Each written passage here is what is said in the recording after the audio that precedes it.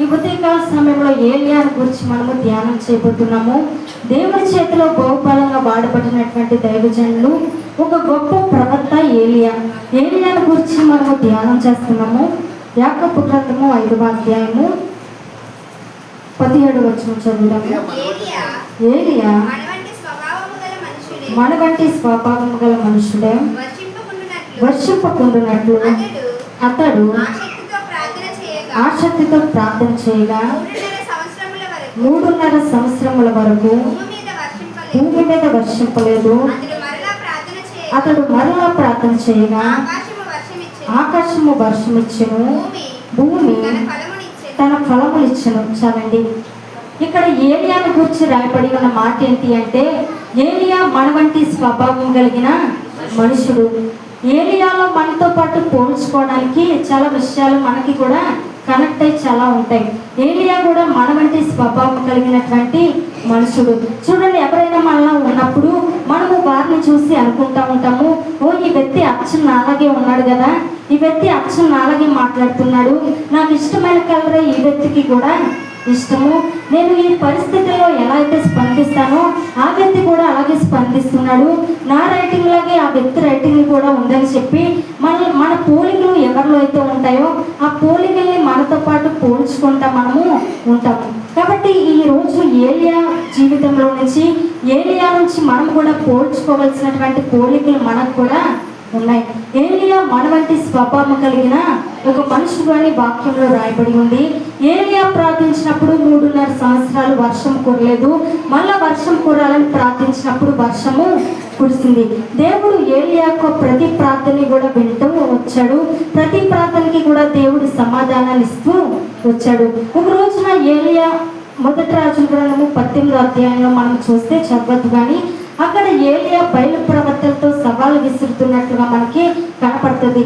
కర్మెలు పర్వతం మీద ఏలియా ఉండి, మీరు పర్వతం మీదకి రండి, మీ దేవుడు గొప్పవాడో లేకపోతే మా దేవుడు గొప్పవాడో, ఎవరి దేవుడు నిజమైన దేవుడో తేల్చుకుందాం రండి అని చెప్పి కర్మెలు పర్వతం మీద ఏలియా సవాళ్ళు విసురుతాడు. విసిరినప్పుడు అక్కడ ప్రార్థించిన ఆకాశం నుండి అగ్ని దిగి వచ్చింది. అగ్ని దిగి రాగానే అక్కడ కొంతమంది మనుషుల్ని కాల్చివేసింది. కాల్చివేయగానే వారు అక్కడికక్కడికే చనిపోయారు.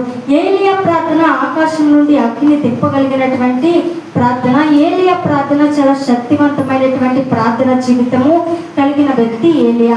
అలాంటి ఏలియా జీవితంలో ఒకనొక సందర్భంలో ఒక సంఘటన జరిగింది. ఏంటి అంటే, మొదటి రాజుల గ్రంథము 19వ అధ్యాయము 2వ వచనాన్ని చదువుతున్నాము.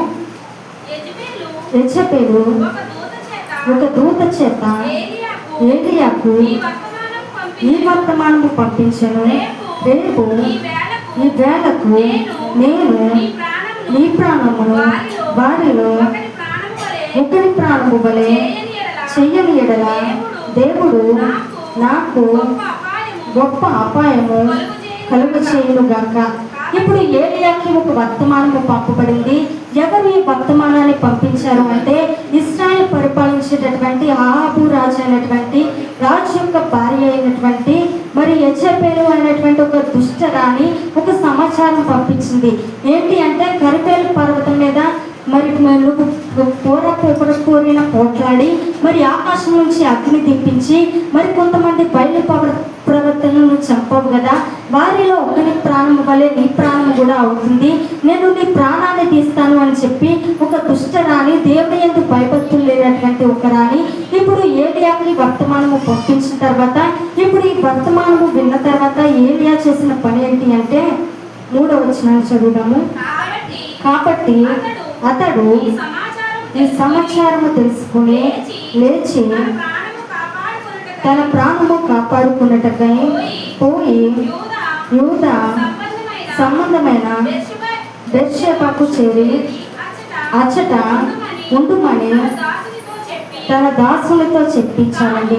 ఇప్పుడు ఎప్పుడైతే ఈ వర్తమానము పంపించబడిందో, ఈ వర్తమానము విన్న తర్వాత ఏలియా చేసిన పని ఏంటంటే, తన ప్రాణాన్ని కాపాడుకోవడం కోసము, తన ప్రాణాన్ని రక్షించుకోవడం కోసము ఏలియా ఏం చేస్తున్నాడు అంటే పారిపోతూ ఉన్నాడు. శ్రమ రాగానే పరిస్థితి చాలా మందికి వస్తూ ఉంటుంది. శ్రమ వచ్చిన తర్వాత దాని నుంచి పారిపోవాలని చాలా మంది ప్రయత్నాలు చేస్తూ ఉంటారు. ఇప్పుడు పిల్లల్ని హాస్టల్లో జాయిన్ చేశారనుకోండి, జాయిన్ చేసిన తర్వాత అక్కడ ఫుడ్ బాగోదు, బెడ్ బాగోదు, అక్కడ ఫ్రెండ్స్ బాగోదు, అక్కడ ఉన్న వాతావరణం ఏది కూడా బాగోదు. వెళ్ళినంత వరకు ఏమో ఒకలా అనుకుంటారు, వెళ్ళిన తర్వాత అక్కడ వాతావరణము మరొకలా ఉంటుంది. అప్పుడు ఇంటికి ఫోన్ చేసి అమ్మకి ఫోన్ చేసి, అమ్మ నేను ఇక్కడ ఉండలేకపోతున్నాను, నేను వచ్చేస్తానని చెప్పేసి అంటారు. తర్వాత పెళ్ళి అయిన తర్వాత ఆడపిల్ల పెళ్ళి అవ్వనంతసేపు ఎప్పుడు పెళ్ళి అవుతుందా అని ఎదురు వస్తుంది. పెళ్ళి అయిన తర్వాత అత్తగారు ఇంటికి వెళ్ళిన తర్వాత అత్తగారు కొంచెం ఘాటుగా మాట్లాడేసరికి, అత్తగారు పెత్తనం చెల్లయించేసరికి అనుకుంటుంది, అమ్మ నేను ఇంకెక్కడ ఉండలేను, నాకు సంసారం వద్దు, పెళ్ళి వద్దు, ఏమొద్దు, నేను మన ఇంటికి వచ్చేస్తానని చెప్పేసి అంటది. అంటే శ్రమ వచ్చిన తర్వాత ఆ శ్రమ నుంచి పారిపోవడానికి చాలా మంది చూస్తూ ఉంటారు. శ్రమ నుంచి పారిపోవడమే శ్రమకి పరిష్కారం అని చాలా మంది అనుకుంటారు. ఒకవేళ ఇంట్లో భర్త కానీ ఒకవేళ తాగొచ్చి భార్యను కానీ కొట్టాడనుకోండి, ఒకవేళ భయంకరంగా హింసించాడనుకోండి, ఇంకా నేను నా భర్తను వదిలేసి వెళ్ళిపోవాలని చెప్పేసి అనుకుంటుంది. ఇప్పుడు శ్రమ నుంచి పారిపోవడం దానికి పరిష్కారము కానే కాదు. ఒకవేళ ఉద్యోగం వచ్చిన తర్వాత మరి డ్యూటీకి వెళ్తున్నప్పుడు ఒకవేళ అక్కడ వర్క్ కానీ ఎక్కువైంది అనుకోండి, ఇంకా నేను చేయలేను, ఇంకా నాకు ఈ ఉద్యోగం వద్దు, మానేద్దామని చెప్పి అనుకుంటారు. అంటే శ్రమని తట్టుకోలేనటువంటి పరిస్థితి, ఆ శ్రమ వచ్చినప్పుడు శ్రమ నుంచి పారిపోవాలనేటటువంటి మనసు. ఇప్పుడు శ్రమ నుంచి పారిపోవడము శ్రమకి పరిష్కారం కాదు, కానీ మనం ఏ శ్రమలతో ఉన్నామో ఆ శ్రమలో దేవుని మీద మనము ఆధారపడి ఉండాలి. ఇప్పుడు ఏలియా అనుకుంటున్నాడు తన ప్రాణాన్ని రక్షించుకోవడం కోసం, తన ప్రాణాన్ని కాపాడుకోవడం కోసం ఏలియా అనుకుంటున్నాడు నేను పారిపోవాలని చెప్పి అతను పారిపోతూ ఉన్నాడు. కానీ శ్రమ నుంచి పారిపోవడం దానికి పరిష్కారం కాదు, మనము దేవుని మీద ఆధారపడడం మాత్రమే పరిష్కారం. హల్లెలూయా. రెండోదిగా మనం చూసినట్లయితే 4వ వచనాన్ని చదువుదాము. తాను ఒక దిన ప్రయాణము అరణ్యంలోనికి పోయి ఒక బదరీ వృక్షం కింద కూర్చుండి మరణాపేక్ష గలవాడై, యెహోవా నా పితరుల కంటే నేను ఎక్కువ వాడను కాను, ఇంత మట్టుకు చాలును. ఇప్పుడు ఈ వ్యక్తి అంటున్నాడు, ప్రభా నా పితరుల కంటే నేను ఎక్కువ వాడను కాను, నా శక్తికి మించిన ప్రయాణం చేస్తున్నాను, ఇంకా నేను ఈ ప్రయాణం చేయలేను, ఇంకా నాకు చాలు అని చెప్పేసి అంటున్నాడు. చాలు అనే మాట ఇతను ఉపయోగిస్తూ ఉన్నాడు. చాలా మంది చాలు అనే మాట చెప్తారు, ఇంక నేను తట్టుకోలేను ఇలాంటి శ్రమలు, ఇంక ఎలాంటి బాధలు గుంటా నేను వెళ్ళలేను, ఇంకా నా జీవితము చాలు, ఇంకా నేను ముగిస్తాను అని చెప్పి కొంతమంది జీవితాలు ముగించడానికి, ప్రాణం తీసుకోవడానికి చెడ్డ అభిప్రాయాలు కలిగి ఉంటారు. ఒక వ్యక్తి పని చేస్తూ ఉన్నాడంట, ఆ వ్యక్తి కరెంటు పని చేస్తూ ఉన్నాడు. అలాంటి సమయంలో ఒక ఇంటికంట చిన్న ప్రాబ్లం ఏదో బోర్డులో వచ్చి పిలిచారంట. పిలిచినప్పుడు ఆ వ్యక్తి వారి ఇంటికి వెళ్ళి ఆ పని ఏదో చూస్తూ ఉన్నటువంటి సమయంలో కరెంటు షాక్ కట్టి వెంటనే కింద పడిపోయాడంట. పడిపోయిన తర్వాత ఇప్పుడు షాక్ కొట్టింది, అతను కాలు చేయి రెండు కూడా తీసేశారంట. తీసేసినప్పుడు హాస్పిటల్లో ఉన్నాడు. ఉన్న తర్వాత ఆ వ్యక్తి అనుకుంటున్నాడంట, ఇప్పుడు ఎప్పుడైతే కాలు చేయి తీసేశారో ఇంకా వ్యక్తి కష్టపడలేనటువంటి స్థితిలోకి వెళ్ళిపోయాడు, ఇంకా వ్యక్తి ఏ పని కూడా చేయలేని స్థితిలో చావు పరిశ్రమ వచ్చి ఉన్నాడు. అలాంటి సమయంలో భార్య కూడా అతను వదిలేసి వారికి చిన్న కుమారుణ్ణి దేవుడు ఇచ్చాడంట. ఆ బిడ్డను తీసుకుని భార్య ఆ వ్యక్తిని వదిలేసి తన పుట్టింటికి వెళ్ళిపోయిందంట. వెళ్ళిపోయిన సమయంలో ఈ వ్యక్తి అనుకుంటున్నాడంట, ఇంకా నేను ఎవరి కోసం బ్రతకాలి, ఇంకా నాకు ఈ జీవితము ఎందుకు, నాకు ఎవరు లేరు కదా, ఇంకా నేను ఏ పని కూడా చేయలేను కాబట్టి నా భార్య కూడా వదిలేసింది, ఇంక ఎలాంటి జీవితం నేను ఎందుకు బ్రతకాలి, కాబట్టి నా ప్రాణాన్ని నేను తీసేసుకుంటానని చెప్పి ఆ వ్యక్తి అనుకున్నాడంట. అంటే ఇంకా నా జీవితం ఇక్కడికి చాలు అని చెప్పేసి అనుకుంటున్నాడు. మనం కూడా శ్రమలు వచ్చినప్పుడు అనుకుంటాము ఇంక చనిపోతే మంచిది అని చెప్పేసి అనుకుంటూ ఉంటారు. చాలా మంది వృద్ధులు అంటూ ఉంటారు, ప్రభు ఇంతవరకు నేను బ్రతికిన జీవితము చాలు, ఇప్పుడు దాకా నేను చూసినవి అన్నీ కూడా చాలు, ఇంకా నన్ను తీసేసుకో అని చెప్పేసి అడుగుతారు. కానీ ప్రాణం తీసుకోవడం మన అధికారం చెప్పడం మన చేతిలో ఉందా? దేవుడు మనకి ఎప్పటి వరకు అయితే ఆయుష్కాలం ఇచ్చాడో దేవుడు ఇచ్చిన దినములు కూడా మనం ఈ జీవితంలో బ్రతకాలి, కానీ మన జీవితాన్ని ముగించుకునే అధికారం కానీ మన ప్రాణాన్ని మనం తీసుకునే అధికారం కానీ మనకి లేదు. ఎందుకంటే మన ప్రాణం మంది కాదు కానీ అది దేవుడిది. కాబట్టి ఈ వ్యక్తి అనుకుంటున్నాడు చాలు అనుకుంటున్నాడు అంటే. అలాంటి సమయంలో ఒక నర్సు అక్కడ హాస్పిటల్లో దేవుని నమ్ముకున్న నర్సు, దేవుని యందు భయభక్తులు కలిగినటువంటి ఒక నర్సు అంట అతనికి సువార్త చేసిందంట. చేయాలంట. సువార్త చేసినప్పుడు అతను మారు మనసు పొంది అప్పుడు నేను బ్రతకాలి, దేవుడిచ్చిన నా జీవితాన్ని నేను ముగించకూడదు, నా చేతులతో నా ప్రాణాన్ని తీసుకోకూడదు అని చెప్పి అతను ఒక నిర్ణయం తీసుకున్నాడంట. కాబట్టి శ్రమలు వచ్చినప్పుడు ఇంకా చాలు చాలు అనుకుని మనము అనుకుంటాం. కానీ క్రైస్తవ జీవితంలో చాలు అనే మాట ఎప్పుడు కూడా రాకూడదు. ఎందుకంటే దేవుడు అంటున్నాడు, నా కృప నీకు చాలు, బలహీన సమయంలో నా శక్తి పరిపూర్ణమవుతుందని చెప్పి దేవుడు చెప్తున్నాడు. నా కృప నీకు చాలు అనే దేవుడు ఉండగా, ఆయన కృప మనకు ఉండగా మనము చాలు అనే మాట అనాల్సిన అవసరం మనకి లేదు. 1 తిమోతి రాసిన పత్రిక 6వ అధ్యాయము 12వ వచనం చదువుతున్నాము.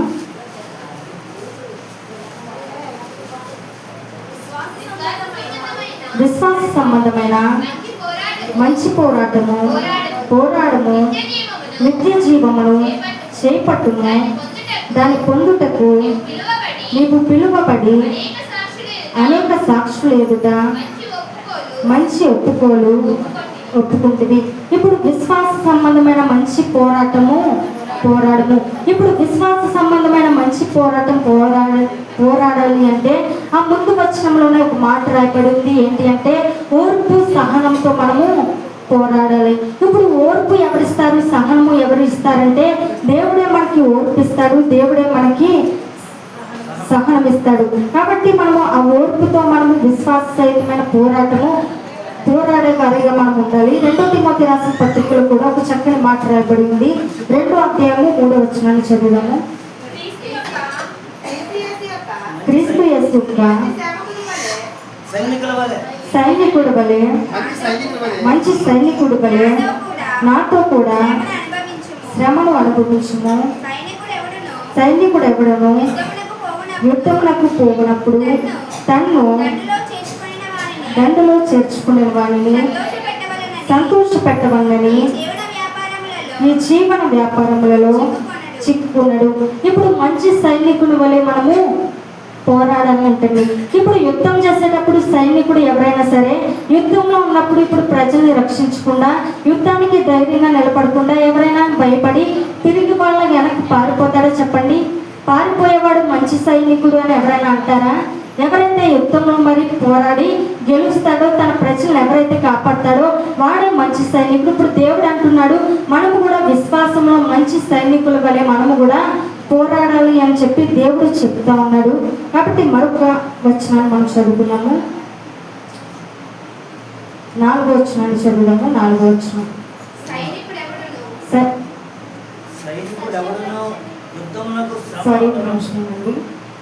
మొదటి రాజుల గ్రంథము 19వ అధ్యాయము 4వ వచనం. తాను ఒక దిన ప్రయాణము అరణ్యములోనికి పోయి ఒక బదిలీ వృక్షము క్రింద కూర్చుండి మరణాపేక్ష గలవాడై యెహోవా, నా పితరుల కంటే నేను ఎక్కువ వాడును కాను, ఎంత మట్టుకు చాలును, నా ప్రాణము తీసుకునమని ప్రార్థన చేశాను. మొదటిగా మనం ఏలియాని గురించి చూసినట్లయితే అతను శ్రమ వచ్చిందని పారిపోతున్నాడు. రెండవదిగా అతన్ని చూసినట్లయితే ఇంకా చాలును అంటున్నాడు. మూడవదిగా ఏలియాని మనం చూసినట్లయితే తన ప్రాణాన్ని తీసుకోమని ప్రార్థన చేస్తా ఉన్నాడు. ప్రభా, నా పితరుల కంటే నేను గొప్పవాడిని కాదు అని చెప్పేసి అంటున్నాను. నిజానికి ఏలియా ప్రార్థించినప్పుడు ముందు ఎన్నో అద్భుత కార్యాలు జరిగాయి. ఆకాశం నుంచి దేవుడు అగ్ని తెప్పించాడు. వర్షంకుండా ఉండినట్లు ప్రార్థన చేస్తే వర్షం రాలేదు. మళ్ళా వర్షం కురవమని ప్రార్థన చేస్తే వర్షం కురిసింది. దేవుడు అన్ని ప్రార్థనలు కూడా ఆలకిస్తూ ఉన్నాడు. ఎవరి కోసమైనా, ఎవరి మేలు కోసమైనా ప్రార్థన చేస్తే ఆ మేలు వారికి కూడా మేలులు చేస్తూ ఉన్నాడు. ఏలియా ప్రతి ఒక్క ప్రార్థన దేవుడు ఆలకిస్తూ ఉన్నాడు. కానీ ఈ ప్రార్థన మాత్రము దేవుడు ఆలకించలేదు. ఎందుకంటే కొన్ని ప్రార్థనలు దేవుడు ఆలకిస్తాడు, వెంటనే మనకి సమాధానం ఇస్తాడు. కానీ కొన్ని ప్రార్థనలకు మాత్రము సమాధానము మనకి ఆలస్యం అవుతా ఉంటది. కాబట్టి ప్రతి సందర్భంలో ఏలియా చేసిన ప్రార్థన దేవుడు విన్నాడు. కానీ ఈ సందర్భంలో ఏలియా చేసిన ప్రార్థన మాత్రము వినలేదు. దేవుడు ప్రార్థన ఆలకించకపోవడానికి 2 కారణాలు ఉన్నాయి. ఏంటి అంటే, మొదటిది దేవుడు మనకి శ్రేష్టమైనది ఇవ్వాలని ఆయన ఆశ కలిగి ఉంటాడు. ఒక్కొక్కసారి కొంతమంది పట్టుపడుతూ ఉంటారు, ప్రభా ఈ కార్యం నాకు నువ్వు చెయ్యాలి, ఇది నాకు కావాలి అని చెప్పి పట్టుపడుతూ ఉంటారు. యవ్వన కాలంలోకి వచ్చిన తర్వాత, వివాహ వయసు వచ్చినప్పుడు యవ్వనస్తులు పట్టుపడుతూ ఉంటారు, నాకు ఈ అమ్మాయే కావాలని చెప్పి తల్లిదండ్రుల దగ్గర పట్టుపడుతూ ఉంటారు. అమ్మ నాకు ఈ అమ్మాయి నచ్చింది, ఈ అమ్మాయి కావాలి, నాకు చేస్తారా లేదా అని చెప్పి పట్టుపడతా ఉంటారు. తల్లిదండ్రులు చెప్పే మాట వింటారు, మీ ఆలోచన మార్చుకోండి, నాకు ఈఎంఐ కావాలని పట్టుపడుతూ ఉంటారు. కొంచెం మంది ఉద్యోగానికి వచ్చినప్పుడు నేను ఈ ఉద్యోగమే చేయాలి, ఈ వ్యాపారమే చేయాలని చెప్పి పట్టుపడుతూ ఉంటారు. దేవుని దగ్గర కూడా కొన్నిసార్లు పట్టుపడుతూ ఉంటారు, నాకు ఆ కార్యం చేయాలి ప్రభు, నాకు అది ఇవ్వని చెప్పి పట్టుపడుతూ ఉంటారు. కానీ పట్టుపట్టినా కూడా దేవుడు నీ ప్రార్థన ఆలకించట్లేదు అంటే శ్రేష్టమైనది ఏదో దేవుడు నీకు ఇవ్వాలని ఆయన ఆలోచన కలిగి ఉన్నాడు. కాబట్టి కొన్నిసార్లు మనం అనుకుంటాం, ప్రభు ఏంటి ఎంత పట్టుపట్టావు, ఎంతగా అడుగుతున్నా కూడా పదే అడుగుతున్నా కూడా ఎందుకు నాకు ఇవ్వట్లేదు, ఎందుకు నాకు చేయట్లేదు అని చెప్పి మనం అడుగుతూ ఉంటాం. కానీ దేవుడు అంటున్నాడు, నువ్వు ఎంత పట్టుపట్టినా కూడా నేను చేయను, ఎందుకంటే నువ్వు అడిగేదానికంటే నేను ఇంకా శ్రేష్టమైనది నీకు ఇవ్వాలని నేను అనుకుంటున్నానని చెప్పి దేవుడు అంటూ ఉంటాడు. కాబట్టి శ్రేష్టమైనది మనకి ఇవ్వడం కొరకు మనం అడిగేది దేవుడు మనకి ఇవ్వడు, మన ప్రార్థన ఆలకించడు. రెండవదిగా ఎందుకు మన ప్రార్థన దేవుడు ఆలకించడు, ఎందుకు సమాధానం ఇవ్వడు అని అంటే, మనం ఒకవేళ మన ప్రార్థన కానీ దేవుడు ఆలకిస్తే మనకి కీడు జరుగుతుంది. కాబట్టి దేవుడు ఆ ప్రార్థన ఆలకించడు. ఒక వ్యక్తి అంట దేవుని యొక్క భయభక్తులు కలిగిన వ్యక్తి ఉన్నాడు. ఈ వ్యక్తి అంట ఒక రోజున అమెరికా వెళ్ళాలని, తన కూతురు అమెరికాలో ఉంది కాబట్టి ఒక రోజున తన కూతురు దగ్గరికి వెళ్ళాలని చెప్పేసి ఆ వ్యక్తి టికెట్ బుక్ చేసుకున్నంట. కొన్ని రోజుల క్రితం దగ్గర నుంచి కూడా ఆ వ్యక్తి ప్రార్థన చేస్తూ ఉన్నాడంట, ప్రభు నా ప్రయాణాన్ని నువ్వు సఫలం చెయ్యి, నా ప్రయాణం అంతట్లో కూడా నువ్వు తోడై ఉండు అని చెప్పి ఆ వ్యక్తి ప్రార్థన చేస్తా దేవుని దగ్గర కనిపెడుతూ ఉన్నాడంట. కనిపెడుతూ ఉన్నటువంటి ఆ సమయంలో మరి ప్రయాణం చేయవలసినటువంటి రోజు వచ్చింది. వచ్చిన తర్వాత ఈ వ్యక్తి ప్రయాణమై వెళ్తా ఉన్నాడు.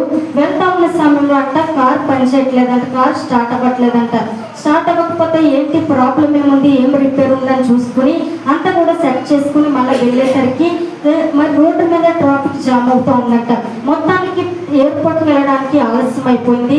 ఆలస్యం అయిన తర్వాత వెళ్ళేసరికి మరి ఆలస్యం అయిపోయి ఫ్లైట్ వెళ్ళిపోయిందంట. వెళ్ళిపోయిన తర్వాత ఆ వ్యక్తి అనుకున్నాడు, చాలా నిరాశపడ్డాడంట, ప్రభు నా ప్రయాణం కొరకు ఎప్పటి నుంచో ప్రార్థన చేస్తూ ఉన్నాను కదా, మరి ఎందుకు ఇలా జరిగింది, ఎందుకు ఇలా చేస్తామని చెప్పేసి ఆ వ్యక్తి చాలా నిరుత్సాహంతో ఇంటికి వచ్చి ప్రార్థన చేసుకుని తన కుమార్తెకి ఫోన్ చేసి, అమ్మ నేను ఈ సమయంలో రాలేకపోతున్నాను, మరొకసారి ఎప్పుడైనా వస్తానని చెప్పేసి చెప్పి టీవీ పెట్టాడంట. టీవీ పెట్టిన తర్వాత ఒక న్యూస్ అక్కడ కనపడుతోంది.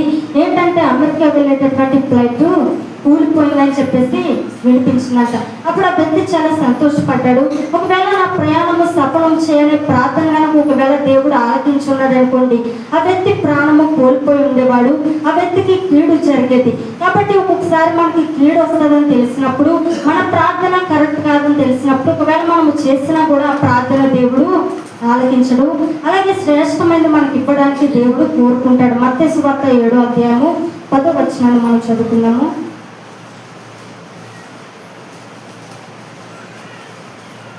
మత్తయి సువార్త 7వ అధ్యాయం, మీరు చెడ్డవారై ఉండి మీ పిల్లలకు మంచి ఈవులు నీయనెరిగి ఉండగా పరలోకమందున మీ తండ్రి తను అడుగు వారికి అంతకంటే ఎంతో నిశ్చయముగా మంచి ఈవులు ఇచ్చును. చాలండి, మీరు చెడ్డవారై ఉండి మీ పిల్లలకి ఎంతో మంచి ఈవులు ఇస్తారు కదా, మరి మీరే చెడ్డవారై ఉండి అంత మంచి ఈవులు ఇచ్చినప్పుడు మరి ఇప్పుడు నేను మంచివాడునై ఉండి నా పిల్లలకి చెడ్డ ఈవుల్ని నేను ఎలా ఇస్తాను, వారికి నేను మంచి ఈవుల్ని ఇస్తాను కదా. కాబట్టి నేను ఏదో మీకు ఇవ్వాలని అనుకోవట్లేదు, కానీ మీకు శ్రేష్టమైనది నేను ఇవ్వాలనుకుంటున్నాను. కాబట్టి మీ ప్రార్థన నేను ఆలకించను, మీరు అడిగేది నేను ఇవ్వను, ఎంత పట్టుపట్టినా నేను మీ ప్రార్థన ఆలకించను, ఎందుకంటే మీకు శ్రేష్టమైనది నేను ఇవ్వాలనుకుంటున్నానని చెప్పి దేవుడు చెప్తున్నాడు. కాబట్టి మన ప్రార్థన మనం ఏది అడిగినా శ్రేష్టమైనది మనకి ఇవ్వాలనుకున్నప్పుడు దేవుడు కొన్నిసార్లు మన ప్రార్థనలు ఆలకించడు. అలాగే 4వదిగా ఏలియా యొక్క జీవితాన్ని మనం చూసినప్పుడు ఏలియా ప్రార్థన చేశాడు, కానీ ఆ ప్రార్థన దేవుడు ఆలకించలేదు. 4వదిగా మనం ఏలియాను చూసినప్పుడు 5వ వచనాన్ని చదువుకున్నాము. అతడు బదిలీ వృక్షం కింద పరుండి నిద్రించుచుండగా ఒక దేవదూత వచ్చి అతన్ని ముట్టి నీవు లేచి భోజనము చేయమని చెప్పడం. ఇప్పుడు దేవుడు ఏలియా దగ్గరికి దేవదూతను పంపించాడు. ఇప్పుడు దేవునికి అర్థమైంది ఏలియా హృదయంలో భయం ఉందని, భయం చేత అతని హృదయం నింపబడి ఉందని, ఏలియా అలసిపోయాడని, ఇంకా ప్రయాణం చేయలేడని విషయము దేవునికి అర్థమైంది. ఇప్పుడు దేవునికి అర్థమైన తర్వాత ఇప్పుడు దేవదూత చేత ఇప్పుడు ఏలియా కొరకు ఆహారాన్ని సిద్ధపరిచాడు. ఆహారాన్ని సిద్ధపరిచి దూత చేత పంపించి ఈ ఆహారం తినుము, నువ్వు బలపరచబడు అని చెప్పి ఏలియాకి దేవుడు చెప్తా ఉన్నాడు. 6వ వచనం, అతడు చూచినంతలో అతని తల దగ్గర నిప్పుల మీద కాల్చబడిన అప్పమును నీళ్ల పుట్టియు కనబడును కనుక అతడు భోజనము చేసి తిరిగి పరుండించాలండి. ఇప్పుడు ఏలియాకు ఆకలి తీర్చడం కొరకు, ఏలియాను బలపరచడం కొరకు దేవుడు వేడివేడిగా అప్పాన్ని చేసి పంపించడం అండి. ఎంత ప్రేమ ఉందో చూడండి. ఏలియా అంటే వేడివేడిగా అప్పటికప్పటికే అప్పం చేసి పంపించాడు. చపాతీలు మనం ఉదయాన్నే వెంటనే చేసుకుని వెంటనే తింటే బాగుంటుంది, కానీ దోశలన్నా ఏమైనా బాగుంటాయి, కానీ ఉదయం చేసిన దాన్ని మనం సాయంత్రం దాకా ఉంచుకుంటే అవి డస్ట్బిన్లో పడేయడానికి తప్ప ఎందుకు పనిచేయవు, ఎండిపోతాయి కదండి. ఇప్పుడు ఏలియాకి అప్పాన్ని వేడివేడిగా అప్పుడే చేసి పంపించి అతని యొక్క ఆకలిని దేవుడు తీర్చి అతని మీద ఆకలి మీద కూడా దేవుడు శ్రద్ధ నిలిపి అతన్ని బలపరిచిన తర్వాత దేవుడు అతనితో చెప్తున్నాడు. 7వ వచనం, అయితే యెహోవా దూత 2వ మారు వచ్చి అతన్ని ముట్టి, నీ శక్తికి మించిన ప్రయాణము నీకు సిద్ధమై ఉన్నది, నీవు లేచి భోజనము చేయమని చెప్పినప్పుడు అతడు లేచి భోజనము చేసి ఆ భోజనపు బలము చేత 40 రాత్రి పగళ్ళు ప్రయాణము చేసి దేవుని పర్వతమని పేరు పెట్టబడిన హోరేబునకు వచ్చి చాలండి. ఇప్పుడు ఏలియాతో దేవుడు చెప్తున్నాడు, ఏలియా నువ్వు లేచి భోజనం చెయ్యి, నువ్వు బలపడి నీ శక్తికి మించినటువంటి ప్రయాణము నీకు ఉంది అని చెప్తుంటే ఏలియా అంటున్నాడు, ప్రభా ఇంకా నేను చేయలేను, నాకు శక్తి సరిపోదు అని చెప్పేసి చెప్తున్నాడు. కొంచెం అన్నం పెట్టి ఒక 2 ఇడ్లీలు తిని 2 ఇడ్లీలు పెట్టి ఒక మనిషికి 5 కిలోమీటర్లు నడాలని చెప్తే ఎవరైనా నడగలుగుతారా? నా శక్తికి మించిన ప్రయాణం నేను చేయలేనని చెప్పేసి అంటారు. ఇప్పుడు ఏలియా కూడా అదే అంటున్నాడు, ప్రభు నా శక్తికి మించిన ప్రయాణం ఇంకా నేను చేయలేను అని చెప్పేసి ఏలియా చెప్తా ఉంటే దేవుడు అంటున్నాడు, లేదు నీ శక్తికి మించిన ప్రయాణం నీకు ఉందని చెప్పి ఏలియాతో దేవుడు చెప్తున్నాడు. ఇంకా మన శక్తికి మించిన ప్రయాణం మనకి చాలా ఉంది, మనము వెళ్ళవలసిన ప్రాంతాలు ఇంకా చాలా ఉన్నాయి, దేవుడి సువార్త మనము ప్రకటించవలసిన వ్యక్తులు ఇంకా చాలా మంది ఉన్నారు, దేవుడి చెంతకి మనము నడిపించవలసినటువంటి వ్యక్తులు ఇంకా చాలా మంది ఉన్నారు, దేవుడి కొరకు మనము చేయాల్సినటువంటి కార్యాలు ఇంకా చాలా ఉన్నాయి, అప్పుడే అయిపోలేదు, మనం చేయవలసిన పనులు ఇంకా చాలా ఉన్నాయి అనే విషయాన్ని మనము గుర్తుపెట్టుకోవాలి. ఇప్పుడు ఏలియా అంటున్నాడు, ప్రభా ఇంత మట్టుకు చాలు అని చెప్పేసి ఏలియా అంటున్నాడు. అంటే అతను ప్రార్థన చేస్తున్నాడు, ప్రభా ఇంత మట్టుకు చాలు, ఇంకా నేను బ్రతకలేను, నన్ను తీసుకో అని చెప్పేసి నా ప్రాణం తీసుకొని ఏలియా ప్రార్థన చేస్తున్నాడు. అంటే అతను అనుకున్నాడు, ఈ యెజబెలు రాణి ఒకవేళ నన్ను చంపేస్తుందేమో, చంపితే అనవసరంగా ఒక స్త్రీ చేతిలో నేను చనిపోవడం ఏంటి, ఒక స్త్రీ చేత నేను మరణించడం ఏంటి అని చెప్పి భయపడి ఏలియా అనుకుంటున్నాడు, ప్రభా స్త్రీ చేతిలో నా ప్రాణం పోకూడదు, కానీ నువ్వే నేరుగా నా ప్రాణాన్ని తీసుకో అని చెప్పి ఏలియా దేవుని అడుగుతున్నాడు. కానీ బైబిల్ గ్రంథంలో మనం చూసినట్లయితే 2 వ్యక్తులు మరణం లేకుండా వారు పరలోకానికి వెళ్ళారు. ఎవరంటే ఆ 2 వ్యక్తులు ఎవరు చెప్పండి, వారి పేర్లు ఏంటి? ఏలియా ఆనకు పరలోకానికి వెళ్ళారు. ఈ వ్యక్తి ఏమో మరణం కావాలి, ప్రభా నా ప్రాణం తీసుకో అని చెప్పి ఈ వ్యక్తి అడుగుతున్నాడు. కానీ ఈ వ్యక్తి మరణం చెందడం అసలు దేవుడి చిత్తంలోనే లేదు. దేవుడేమో మరణించకుండా పరలోకానికి తీసుకోవాలనేమో దేవుడు అనుకుంటూ ఉంటే ఈ వ్యక్తి మాత్రం ప్రభా నన్ను తీసుకో అని చెప్పేసి అడుగుతూ ఉన్నాడు. అక్కడ మనం చూసినట్లయితే 2వ రాజుల గ్రంథము 2వ అధ్యాయము 11వ వచనం చూద్దాము.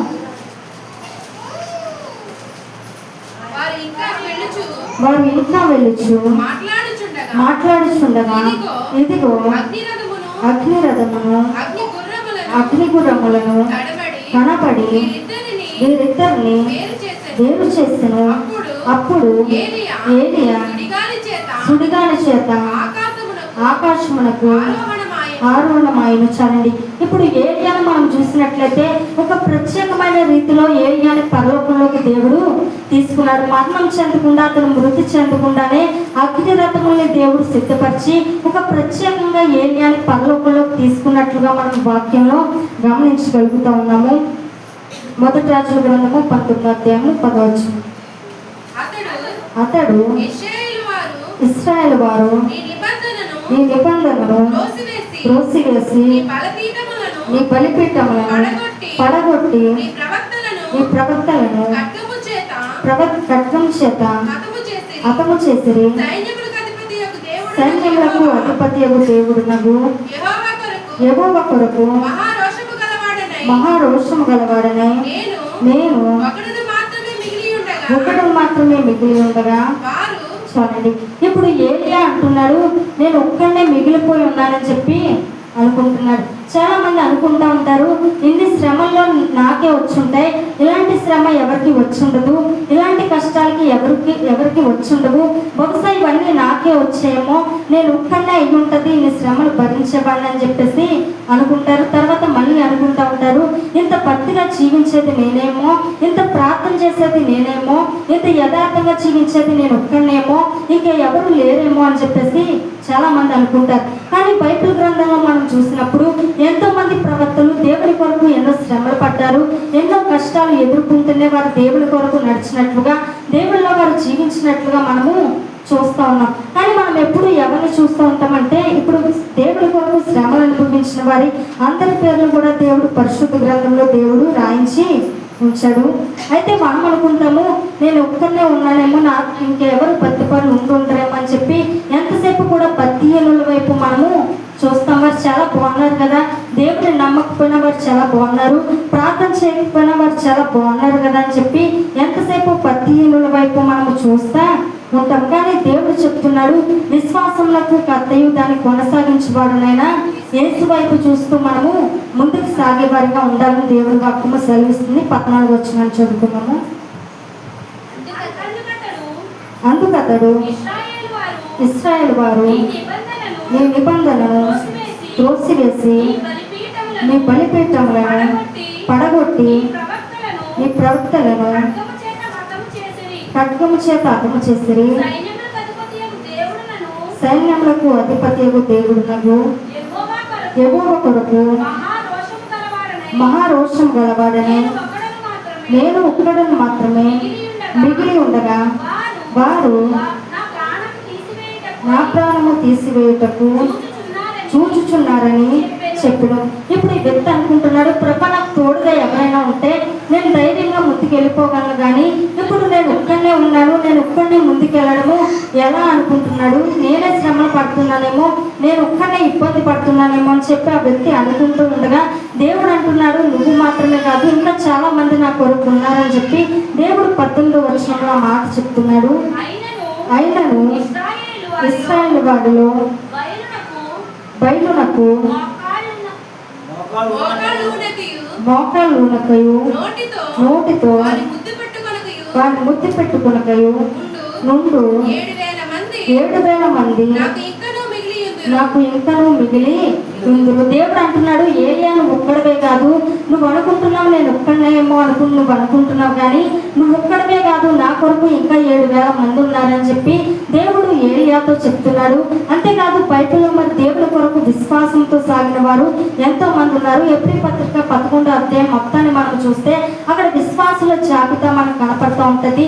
దేవుడి కొరకు శ్రమైన నష్టమైన ఏదైనా భరించి దేవుడి కొరకు ముందుకు సాగిన వారు, దేవుడి కొరకు నిలబడిన వారి పేర్లన్నీ కూడా ఆ గ్రంథంలో రాయబడి ఉంటాయి. ఇప్పుడు దేవుడు ఏలియాతో చెప్తున్నాడు ఏలియా నువ్వు మాత్రమే కాదు ఇంకా నాకు ఉన్నారని దేవుడు ఏలియాతో చెప్పిన తర్వాత ఇప్పుడు ఏలియా పట్ల దేవుడు ఒక ఉద్దేశాన్ని కలిగి ఉన్నాడు. ఏంటి ఆ ఉద్దేశము అంటే దేవుడు అనుకుంటున్నాడు ఆ వ్యక్తి ద్వారా ఇంకా అద్భుతమైన కార్యాలు దేవుడు చేయాలని దేవుడు అనుకుంటున్నాడు. ఏలియాని ఇంకా అద్భుతమైన కార్యాలు చేయడానికి నా కొరకు ఇంకా ఎన్నో కార్యాలు చేయడానికి అతన్ని నేను వాడుకోవాలని దేవుడు ఒక ఉద్దేశాన్ని ఏలియా పట్ల దేవుడు కలిగి ఉన్నాడు. దేవుడు ఏలియా వెళ్ళిపోయిన తర్వాత నెక్స్ట్ తరానికి కావలసినటువంటి ఎలీషాని దేవుడు ఏలియా ద్వారా సిద్ధపరచాలని చెప్పి అతను అనుకుంటూ ఉన్న సమయంలో 19వ వచనాన్ని మనం చదివితే ఏలియా అచ్చటి నుండి పోయిన తర్వాత అతనికి షాఫాను కుమారుడైన ఎలీషా కనబడెను. అతడు తన ముందరనున్న 12 అరకల ఎడ్ల చేత తుక్కి దున్నించుచు 12వ అరక తాను తోలుచుండెను. ఏలియా అతన్ని చేరపోయి తన దుప్పటి అతని మీద వేయవచ్చండి.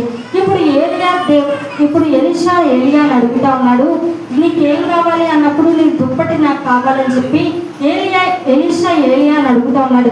చాలా మంది పిల్లల్ని తల్లిదండ్రులు నీకేం కావాలని అడిగితే వారు చెప్తూ ఉంటారు, నాకు ఆస్తి కావాలి, అది కావాలని చెప్పి అడుగుతూ ఉంటారు. తల్లిదండ్రుల దగ్గర మొత్తం ఆస్తి మొత్తం రాయించేసుకుంటూ ఉంటారు. సహోదరులను మోసం చేసి వారి అక్కని అన్నని అన్న తమ్ముళ్ళు అందరినీ కూడా మోసం చేసి ఆస్తి మొత్తం వారు రాయించుకుంటూ ఉంటారు కొంతమంది. కానీ ఇక్కడ ఆస్తి కావాలని అడగట్లేదు, కానీ సహోదరులకి ఎప్పుడు గొడవలు వస్తాయి, ఎప్పుడు మనస్పార్థలు వస్తాయంటే ఆస్తుల దగ్గర ఎలాంటి వారికైనా కూడా గొడవలు అనేవి వస్తూ ఉంటాయి. ఇప్పుడు ఏలియా ఎలీషాని ఏం కావాలని అడుగుతున్నప్పుడు నాకేదో ఆస్తి కావాలి, లేకపోతే నీ దగ్గర ఉండే డబ్బు మూట నాకు కావాలని చెప్పి ఏదో అడగట్లేదు, కానీ ఎలీషా అడుగుతూ ఉన్నాడు, నీ మీద ఉన్నటువంటి ఆ ఏలియా దుప్పటి నాకు కావాలని చెప్పి దుప్పటిని అడుగుతూ ఉన్నాడు. ఇప్పుడు ఏలియా అతన్ని ఎలీషాని బలపరిచి దేవుని కొరకు సిద్ధపరిచి అతని మీద ఉన్న ఆత్మ కంటే రెండంతల ఆత్మతో అతన్ని నింపినట్లుగా దేవుని కొరకు సిద్ధపరిచినట్లుగా మనం వాక్యాన్ని పరిశీలన చేయగలుగుతున్నాం. కాబట్టి దేవునితో మనం నమ్మకంగా ఉండాలి. దేవునిలో మనకున్న విశ్వాసము మనం వెనక వారికి కూడా విడిచిపెట్టేవారిగా ఉండాలి. ఆ విశ్వాసాన్ని మన బిడ్డలకు మనం ఇచ్చేవారిగా, లేకపోతే మన కుటుంబానికి ఆ భక్తిని దేవుని మనం ఇచ్చేవారిగా ఉండాలి. పిల్లలకు ఒకవేళ ఆస్తిపాస్తులు ఇచ్చినా ఇవ్వకపోయినా పర్లేదు, వారి కొరకు ఒకవేళ నువ్వు డబ్బు సమకూర్చిస్తే, ఒకవేళ నువ్వు ఆస్తులు అంతస్తులు ఇస్తే వారు ఏం చేస్తారో తెలియదు, వారు ఒకవేళ నష్టపరుస్తారో ఏం చేస్తారో తెలియదు, కానీ నువ్వు దేవుని మాత్రము వారి జీవితంలో నువ్వు ఇస్తే, దేవుని కొరకు బతకడాన్ని వారికి నేర్పిస్తే, దేవునిలో నిలబడడం వారికి నేర్పిస్తే వారి భవిష్యత్తు ఎంతో బాగుంటుంది.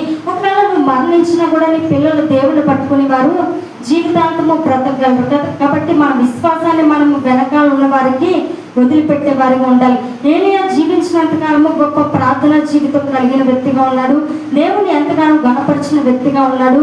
అద్భుతమైన ప్రార్థన చేసే వ్యక్తిగానే ఉన్నాడు. అంతేకాదు మరి మరణించే సమయానికి కూడా మరి తన తర్వాత ప్రవక్తగా ఉండడానికి మరి ఎలీషాను దేవుడు సిద్ధపరిచి ఏలియా మరి అతని మీద ఉన్న ఆత్మ కంటే రెండంతల ఆత్మతో అతన్ని సిద్ధపరిచి వెళ్ళినట్లుగా మనము చూస్తున్నాం. కాబట్టి మన విశ్వాసాన్ని మనము వెనక వారికి విడిచిపెట్టేవారిగా, దేవుని కొరకు అనేకులను మనము సిద్ధపరిచేవారిగా ఉండాలి. దేవుడి కొద్ది మాటలు దీవించును గాక.